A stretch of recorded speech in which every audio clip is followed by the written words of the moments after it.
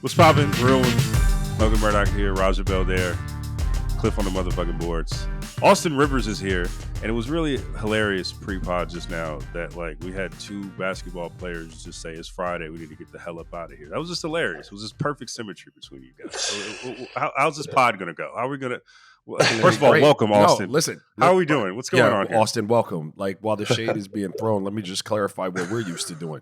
What are y'all used to doing? We're used to coming in the gym and getting our fucking work done. We get it done. We come in, we get to it, we get that good sweat, we make sure we get the reps we need, and then we get out. Oh yeah, trim the fat. In and out. Phenomenal recovery, Raja. Phenomenal recovery. Thank you. Great job, buddy. That was you got the Timberwolves shirt on. Also, let's get to the shits. I want to talk. First, I want to talk Edwards. And we'll let the conversation flow where it flows. But first thing I want to talk about, we're speaking on a few hours after the Lakers beat the Timberwolves, and Edwards got yet another ejection, yet his 16th of the season.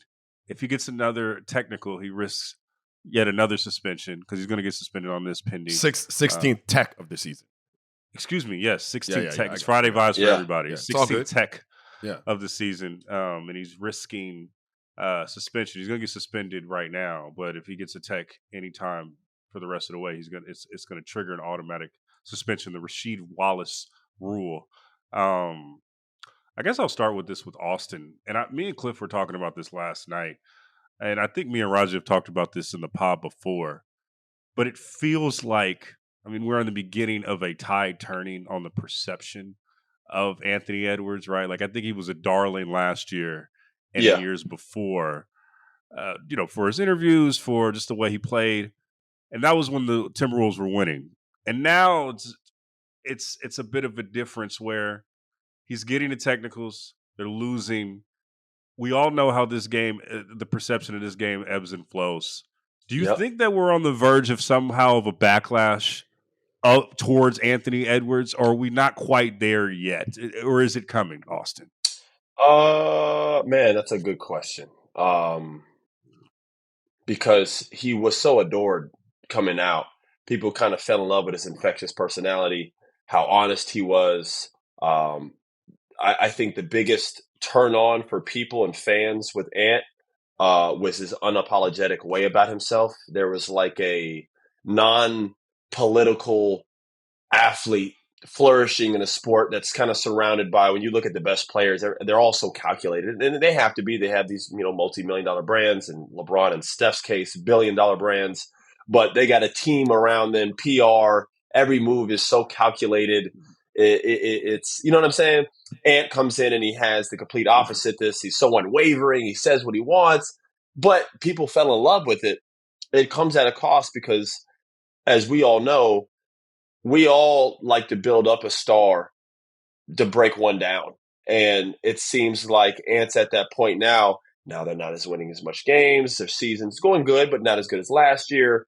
He's obviously having a problem or issue with these techs.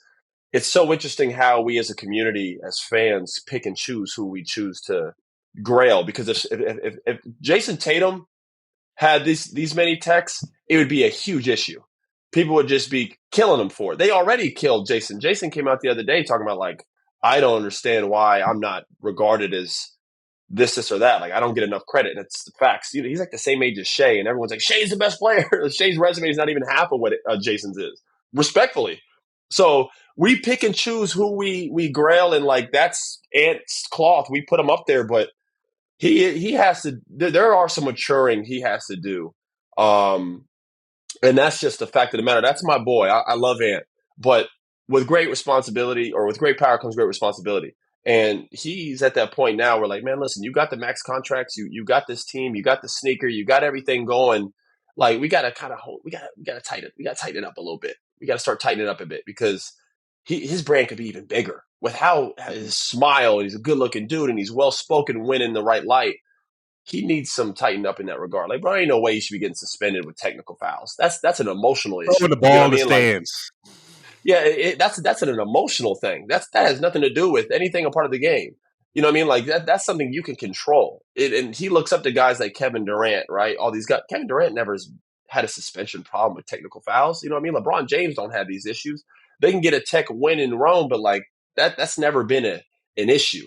When we talk about guys who have techs, we talk about like DeMarcus Cousins and I think Russ one year was up there or something like that. Like Draymond, like these aren't guys that you come on, man. You know what I mean? So like Ant has to tighten these up because, like you said, people do adore him, and you don't want that to switch. And it's tough to comment on it. Do I see it switching right now? A little bit, yeah. There's a little bit in the air where people aren't as in love with him as before, which I don't like to see because he's such a good guy and he's such a talent. But you do feel it. You start to see it even in like where I gauge, man, is when you go on social media, you go on like Instagram, and comment surfing sometimes can really be a good indicator of just like where the people are at with somebody. And historically, an Ant post all below where you just see love, jokes, fun, all fun. Now it's starting to, you go down there, people are like, I'm tired of this guy, or this guy talks too much, or this guy needs to just, that's starting to creep in a little bit. You're seeing it more. So, yeah, I do think it's changing a little bit, unfortunately. What do you think, Ra? Look, just generally speaking, like as a society, we have less patience. That means we're going to have less patience with our stars, right? So like we're going to have less patience with people's personalities, things that are endearing to us for a while, run their course quicker than they probably did a generation ago. And if you're not producing and you're not winning to the level that we expect as a fan base, like then it's what we always do, right? Build them up to a level that's pretty much a level that's unattainable at this point. For reasons other than his greatness at times. But if he doesn't achieve that, we'll tear him down. I will say this, and I've been on record as saying this. This goes way back to the press conferences with the hot Cheetos and things like that. And people kind of got at me a little bit, but I was saying back then he needed to mature. This had nothing to do with the player, right? The player is fantastic. Like, we can get into, how he's grown as a player and how he continues to evolve and mature, but just when you're talking about being that level of star, there is a level of maturity that has to come with that. If you don't come in with it because you did 1 year at college and you're relatively young, everyone understands that, but they want to see the progression of maturity. And don't get me wrong, I wasn't the most mature mofo in the world. I wasn't the face of a franchise or the heir apparent to being the face of the league, potentially. So like there's a different level of expectation that comes with that. And I would like to see him or his camp. And I've talked about this at length, even in the jaw conversation a couple years ago. Like you reference teams, Austin, the teams that are around Steph, the teams that are around LeBron, those become really important. Having people in those teams that'll say to you, hey, look, man, I know everybody else on this damn team thinks you're the meal ticket and probably going to tell you what you want to hear, but I'm good people. Like I got your best interest at heart. Like we got to tighten X, Y, and Z up, whatever that looks like to you, right? Like I'm not sitting here telling you how to comport yourself necessarily, but whatever camp and people close to you that know you think you need to do, like you have to have trusted people around you that can keep it real with you. And someone in his camp should be saying, hey, it's cool to be fun. It's cool to be likable. It's cool to be genuine. It's cool to be all of that. And then there comes a point where we have to comport ourselves like a professional. And that's just what it is. Yeah, I agree. Oh, Austin, we talked about the maturity aspect of it. Like, I think he's matured more since the hot Cheetos incident and like the Ubers and the DoorDashes, right? But like, how much have you seen since you were a teammate of his? How was his trajectory been to this point? Like, what's the difference between now and when you were a teammate? He's something else. That was part of my main role, to be completely honest, was just trying to help him out with things. That was like my last year in anyway. And at that point, I kind of used a lot of my time trying to help him. We couldn't get him to ice after games. He wouldn't do it. He said it was too cold. I'm just like, bro, we got to get over some of these, like, the way you jump and fall to the ground, brother. If you want to keep this shit up for 6, 7, 8, 10, 12, 13 years, LeBron has 9 ice packs after every game. That's why at 40 years old, this guy's still moving like a machine. He spends $1 million on his body. Like, this isn't an opinion thing or not. This is a fact. This is how stuff works, and this is what it equates to. If you want to do this, you have to do these things. You can't – right now you're 20-some years old, so, like, you can go home and play video games. I promise you, like, in 3-4 years, I've seen it, man. I've seen it with guys like playing with, and I'm not going to steer off too long, but like playing with Blake Griffin, you see guys whose a heavy part of their game is explosion, right? Mm-hmm. And Raj, like you'll see it fade, like year to year. You'll start to see it happen, right? And when it happens, you're like, well, what's gonna happen now? Because a big part of their game is their athleticism. Blake really started to work on his midi and all these different things. That's why when he went to Detroit, he was fantastic as a player because he still had all these things he added. And he had a lot of surgeries, so that's why his body went that way. Ant is one of those guys where a part of his confidence, his unwavering confidence, it's great because that's what makes him who he is. It also comes at a cost where he's unwilling to try new things or learn sometimes, not all things, but a lot of things just because you're like, I don't need that, man. I ain't doing all that. And you're just like, you laugh, but you're just like, yeah, nah, bro, we got to get you in the ice. We got to get you in the ice tub, man. Just for like 10 minutes after the game, it'll save your body. Yeah. You'll feel better after. I promise you can get over the cold. I know you're from Atlanta and like you a Southern dude and he don't really, mess with all that. But I'm like, bro, you already live in Minneapolis. So you've already, you had to change, right? So you can do it this way. The eating habits, what time you eat, that's a big thing. Guys stay up till 2 a.m. and it's different now, man. Like when I came in the league, and I know I didn't play that long ago, but that's how long, 12 years ago, that's how much has changed in this time. When I came in, 13 years ago in the league, everybody hung out. Everybody left the room to go do stuff. Hey, yo, we meet in the lobby at 1 or 12 or whatever the case. These dudes don't hang out. You speak in Raja's language. Yeah. Friday activities. That's right. They don't hang out anymore. They play video games in a room. Most of these guys, usually, to be completely honest, I'd say 80% of the league just smoke trees and just and play video games in a room. That's kind of just like the way of and that's fine. They stay in the room, they stay out of trouble, whatever. But that comes with eating habits, this, and that. Luckily for Ant don't drink. Ant doesn't smoke. Ant's not into any of these things. What is Ant into? He likes playing video games. He eats whatever he wants. The recovery of his body. So those are my challenges. I couldn't tackle everything. You know what I mean? I let the personal stuff be with his family or his other people like that. I try to just help him as a professional. From what I've heard, he's made a lot of huge leaps with his diet. He's made a lot of strides. Yeah, he's made a lot of strides with his diet and like the way he projects and even his himself. workout routine as well, right? Like I think, he's tightened up his body over the summer. Yeah, he had a little baby talking about how. I remember I did a story over the summer, and he was one of the biggest. He was Chris Hines, the assistant coach with Coach Hines, with the Timberwolves. Really got him on a schedule of workouts, like 2 or 3 days during the off season. Got his body right. Because like one thing about Ant and what I've known about him is when he says he wants to be the greatest of all time, he wants to be that.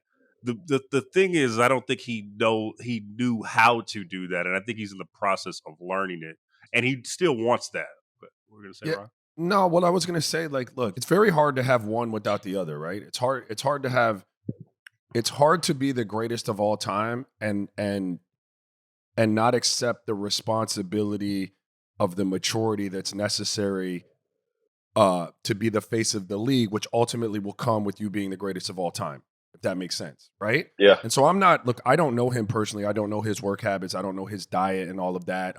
Clearly, he works on his game and develops. Like, there are a lot of guys that come into the league, to Austin's point, if they're young enough and haven't been exposed to it for any extended period of time in college, that don't love what it takes to get a body ready to play night after night for 82 games. Like, you've never been exposed to the level of ice, the level of rest, the level of, massage, like the hydration. Like, dudes don't know. And not for nothing, that's why cats like Austin and other people who had pros as parents to some degree, like, have a little bit of a head start. Not just the genetics, but the understanding of what life looks like as a pro from an early age in terms of prep and work and stuff like that. But as it relates to Ant, I would just say, like, it's hard to draw a line between the two. Greatest of all time on the court, baddest mofo to walk the planet and play basketball, and not be willing to step into the realm of CEO and face of league. They kind of come hand in hand. Like, it's a hard thing to avoid. To some degree, KD's been able to do it, but it's because LeBron's been there. Like, when there were a couple years where KD was saying he was the best, right? Like, and people were having the debate, but you always had LeBron. Yeah. So like you didn't have to carry that torch in terms of you're the face, and maybe Ant won't have to either. But if you want to be the GOAT, a lot of times that's what comes with it, and so that requires like a level of maturity, not on the court, not in terms of your work ethic and stuff, but just in terms of like, you know, the way you handle your business. I was a fiery player. You get texts and stuff like that, but again, I didn't mean to a team what Ant means to a team. Like, you know, there's a level of responsibility that you have. It's going to be interesting to see. I wonder, and Austin could probably speak to this. Because I do think the backlash is coming. I do think we're a few months away from it, especially if they flame out early in the playoffs after all that's happened last season. I do wonder though, like how he handles that, because when you talk about trying to Paj's point, when you do talk about being a GOAT, it's not just a basketball conversation, because everything else, all the bullshit that comes with it, and he's going to have to deal with that on his quest to become whatever he wants to become. So, like, how do you think he will deal with that when it does come? That's interesting. You know, a part of me who knows Ant would say he'd just be like, "Fuck him." And turn his cheek and just kind of go the other way. You know, it reminds me of when Russell Westbrook kind of lost it with the media at one point, right? And people who know Russ know he's like the nicest guy in the world. Like, he's like a really good dude. But if you don't know Russ, you know, you kind of only get this narrative and this portrayal from his interviews. And there was a time there in OKC, remember, like, where he was at it, like, to the point where, like, people didn't even want to talk to him after the game because they didn't know if he would say something to him. That has portrayed him. Again, there's cause and effect. He felt away, whatever the case may be. But because of that, like, even till this day, a lot of times he doesn't get his like proper flowers. Like, people play with Russell's name way too much. And a lot of that comes from like the disdain of, you know, whether he's liked or not. They confuse whether they like Russ with how good of a player he was. You know, clip that socials. Clip that. That's real talk, though. No, that's facts, bro. People be like, "Oh, Russell's actually one of the greatest point guards ever played the game." The problem is you don't like him because you've seen whatever you've seen, or you think what you know. It's crazy how social media works. So it has it harder than Michael and all those guys because we have all this around now as well. We have all this access. You know, Michael was gambling, smoking cigars on a game day. If someone did that today, they'd get crucified for it. Do you understand what I'm saying? Like, it's just a lot different. Everybody has this portrayal like guys were perfect back then. They weren't. They was on the same shenanigans guys are on now. Guys are guys. Problem is, it was out on Fridays. Cameras and all these things in our face. For sure, they're out on Tuesdays. So we have to clean. We have to, with like what Raj says, like, being a superstar comes with a whole different. It comes with all this stuff. And by the way, saying you got to mature is not a slight, bro. He's 20-something years old. You better be maturing. I'm still maturing. I'm 32 and I'm still learning things I got to do better. So it's like, I know Ant has to, and like Ant does have an opportunity to be the face of the league. You know, be the best player ever. I don't like when guys say all this because it's just being a GOAT. Like, I don't want to hear all that shit. We got too many guys talking about they want to be the greatest of all time. Man, cut it out. Why don't you be the best you, and then we'll mark you, or we'll rank you where you need to be ranked, or the world will put you where they need to put. We still don't have a consensus now. Half the world thinks LeBron, other people think Mike. Who cares? If you're up there in that conversation, you're a GOAT nonetheless, right? So just focus on being that. He needs to just tighten up some stuff on the court. The tech thing is simple. Like, he could knock that out. Like, this could be a one-off thing. Like, I guarantee you next year we'll have 7 techs total. Like, you could cut that out. That's an emotional thing where him and his coach, to be honest, those are one of those things that I prefer to be called out in front of a team because it's detrimental to the team. So it shouldn't be a private conversation. That's where the whole team's in there watching film. He cuts the tape and be like, "Hey, yo, Ant, enough of this shit. All right, because you now causing problems for the team. We're getting texts. We're losing you for games. We're already trying to fight for good position. Like, this, it's enough." And that's got to be with the president in the room, all that. Ant's a good enough guy and a smart enough guy. And like you said, he's a willing worker and wants to do all these things. He'll cut that out. As far as the other stuff, maturity-wise, you know, on the court, off the court, he's got to continue to make his strides. He's made big strides since I was there. I can tell you that much. From when I was there to where he's at now is 2 different pros. Whether it's body, like you said with Chris Hines, what he's eating, the icing, these are all things he's doing now. Now we talk about the part where Raj is talking about. You want to be a star, you want to be a face of the league, that comes with a price. You got to learn how to start handling yourself, and you got to start looking at who your competition is. All right, so who are faces of the league and how are they handling themselves? Shea is early to everything. He dresses up for everything. He's well educated. The way he talks, the way he moves, he has a brand, a big brand. He's in the fashion world. He's doing that. Who's another one? Jason Tatum, clean cut, good father, no problems off the court, no issues. Obviously, a big Jordan player, champion, all these different things. That's your competition. So like Ant has to, and again, you made a great point about Kevin, Raj. Kevin is also Ant's favorite. That's his favorite player. Who is he around all summer? He's around KD in the Olympics. That's why you see You see how Ant dressed to the games now? He wears some damn sweats All-Star weekend. He got a hat sideways, wrinkly sweat. And again, if that's your brand, that's fine. That's fine if you want to do that. But like the best players, with the exception of Kevin, and I give Kevin a pass just because it's a one-off experience. He's been doing this for too long. He can wear whatever the fuck he wants. I think there's just a way to like brand yourself. I said the same thing about Melo. Everybody thinks Melo's interviews after the game are hilarious. They are funny, but like I would rather him kind of speak a different way and talk the way that I know he's capable of, because I know he's a smart young man. And like, I don't think these guys understand how many brands would be interested in working with them.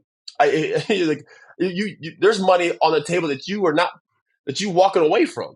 I think Ant has the ability to do these things if he cleans some things up. I love the way he is, though, too. I'm not saying mute him or stop being unapologetic. Maybe more refinement. Maybe more of a refinement, right? Just a refinement, and I think we could get the best version of him, because I still don't think we have that yet. And I'm not even talking about the court stuff. The X's and O's are a whole different thing, because there are things that he does in his game that drive me crazy as a friend. He's so talented, but that's a different conversation. The other things, he's doing a great job. He is moving in the right direction. Just got to continue to refine some of these things, and I think we can get that face of the league best version of Ant. I think we're like 2 years away from that. Yeah.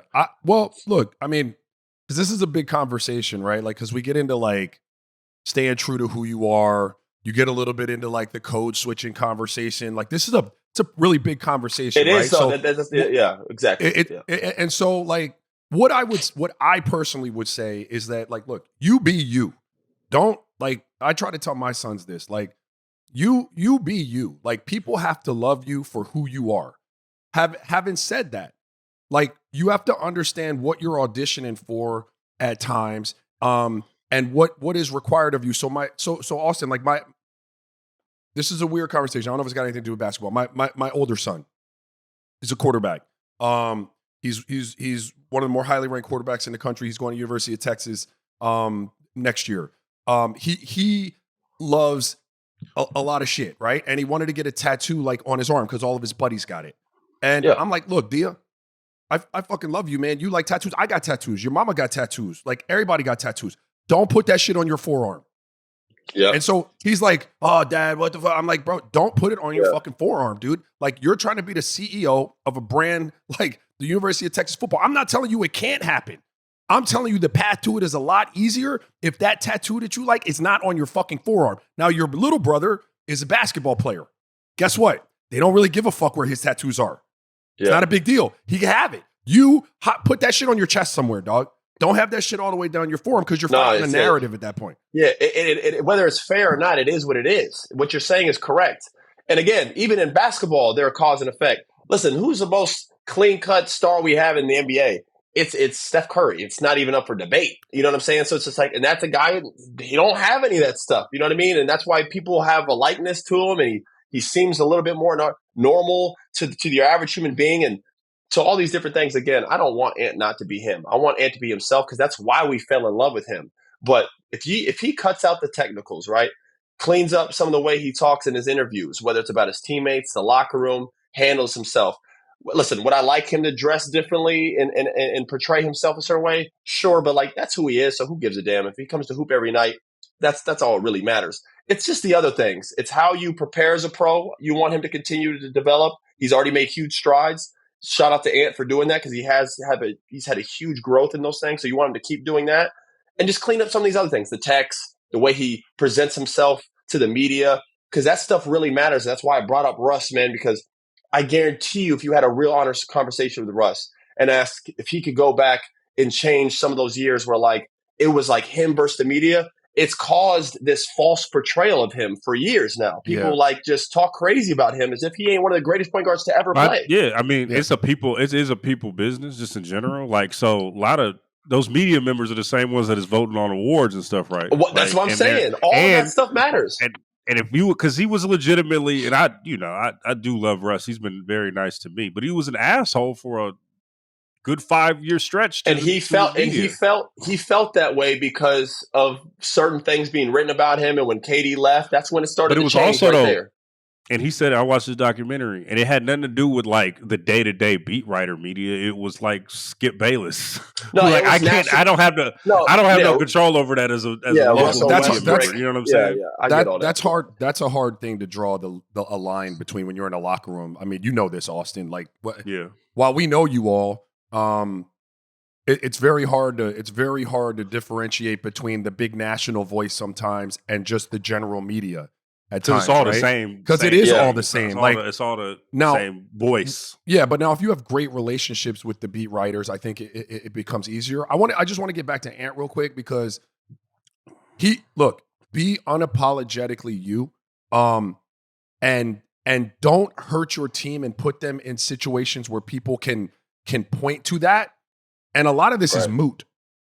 A lot of this is moot, right? Now we can still have the conversation about like what the league traditionally has had in terms of the face of it and the level of CEO-dom they give off. We can have that conversation. And you could tell me, well, I'm that nice and I'm that good where I'm going to break the mold.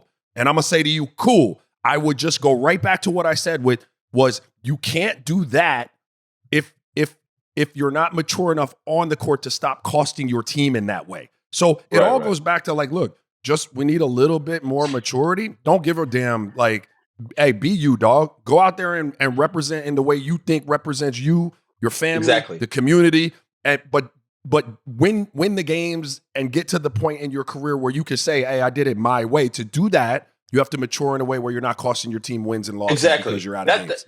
And that's all I'm saying.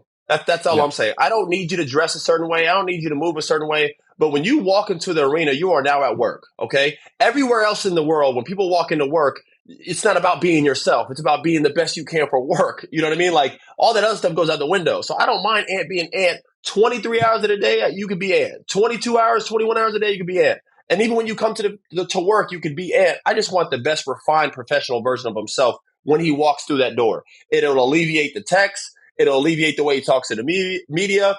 That goes into how early he gets to the games. You know, when I was there, that was kind of an issue. He would get there like an hour before. Sometimes he'd get there like 75 minutes before a game. He'd come with 75, 80 minutes on the clock. People were just like, yo, bro, you got to, like, I remember, and again, you got to tighten that up. Yeah. And to Raj's point, I was very privileged, bro. Like, I got to grow up going to these games. I'd see Ray Allen in there 3 hours early, bro, like meditating and doing shit. And people wonder why, like, these guys are a certain way. Like, LeBron, Kyrie gets to the gym before everybody. He's like one of the first people to get to the gym. Like, these are things that you can take, and he doesn't do that anymore. Now he gets there like 2.5 hours early. So we're already making strides in the right direction. So he's just got to keep doing what he's doing. To your point, Lo, I really do hope the world doesn't turn on him because he's such a natural, good, light energy, and he's so talented and he's funny. I don't want him to change any of those things. He just got to clean up some of the little BS so people don't have anything to like try to turn against him. You know what I mean? Like, if he can get that, and then if people do, then fuck him. You know, you can't please everybody, man. You know what I mean? Like, you always going to have a Skip Bayless, a guy who, listen, ESPN got a whole bunch of guys who can't bounce a ball, never touched the ball, never played ever, never will play, up there talking like they know what they talking about. That's just what it is. Add the flex bombs, Cliff. Add the flex bombs. That's on every network, right? So it's just like you can't worry about all that stuff. But the other things that you know you can control, I would advise to do it. It's only going to make your life bigger. It's going to make your brand bigger. It's going to lead to your professional being easier. And then after basketball, how you look. That stuff matters, bro. You portraying your way a certain way, just in terms of you want to run a team, you want to own a team, you want to be a president of a team, you want to be a coach one day. They don't hire guys like that. You know what I'm saying? Listen, I'm gonna say this again. You're absolutely right, and it is a really big conversation. And I can only take it back. I do it a lot, Austin, so forgive me. I'll take it back to my boys. I had them both in the car the other day. My two older ones. My younger one's a little too young. My two older ones, everyone they know has a tattoo. Everyone has it. And I still stand by, like, Dia better not show up with no damn tattoo on his motherfucking forearm. I know that. But I said to them, look, man, if you dudes really want to be unique at this point, right? And I'm lumping myself in with the ones that aren't unique. I got tats. Their mama got a tat on the forearm. I said, if you want to be unique and you want to really be a brand of your own, don't tat at all. Right. Don't. Like, because then it's like because they're in a world that you don't love art. You don't love fucking art. You ain't telling me you want a tattoo because, like, you don't. You telling me you want a tat because everybody got tats and you want to get a tat. And what I'm telling you, they're not into Picasso. They're not into Basquiat. They're not into Keith Haring or anything like that. No, but this is a big conversation about your team, right? Like, forgive me, but this is like your team. I'm part of their team. I'm like, look, dog, whether this is right or wrong, you tat up in a way. There are going to be some people that might still want you to represent their brand, and you might still get a cool NIL deal because my older boy's making money. Like, he's making real money from NIL in high school. I'm like, there are going to be some people that don't mind, but there are going to be some people that shut your water off because they don't necessarily want that. But if there's nothing to really turn anyone off there, like, you're marketable to everyone. And then once you've made it to a level where you do whatever you want. Do whatever the fuck you want. Yeah. Like, if Steph Curry right now got a tattoo on his forearm, no one would care. You know what I mean? Because the brand, Austin, he does. It's his brand. But it's little though. It's tiny. It's tiny though. No. What I'm saying, the tattoo is of his brand. Yeah, right. But I'm saying, even if he got a sleeve, it would shock the world. But like, it wouldn't. He's already established himself professionally, who he is, what he stands for, how he moves. Like, there's no question about any of that. I know that's not fair. It's just the reality of what the situation is. Like, just like, build the blocks first, and then you want to do what you want. Do what you want. You know what I mean? Like. Yeah. Because what Raja's saying is correct. Listen, I tell my kids all the time. My oldest, he always puts like marker on him. I'm covered.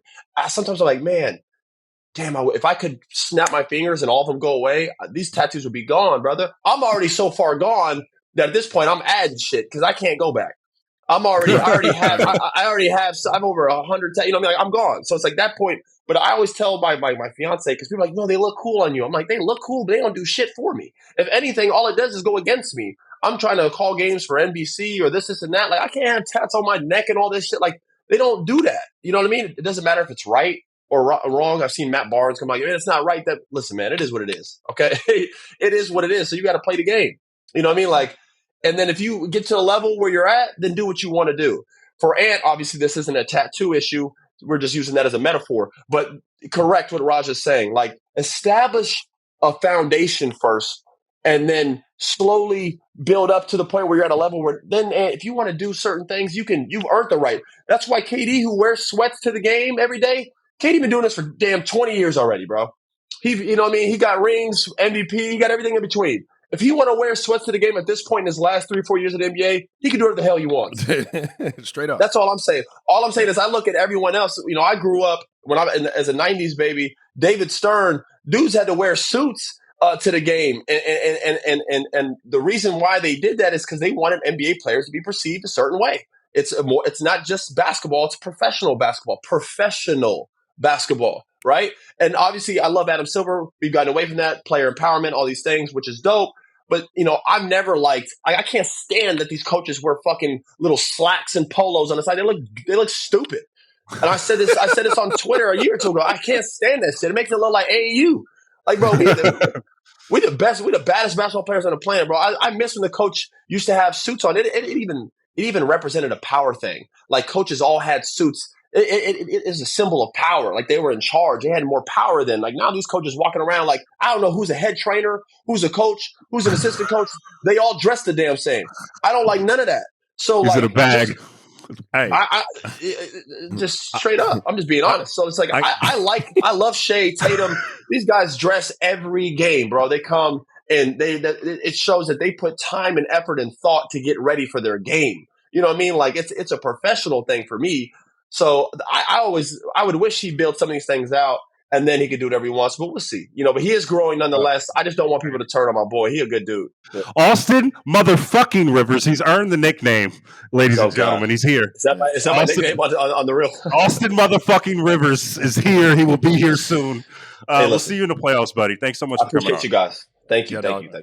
Y'all be easy. Right. Enjoy your Friday, Rob. Right. Stay out of trouble. Yeah, appreciate that. Yeah, shout out to everybody. All the shit. Shout out South Beach. Bye.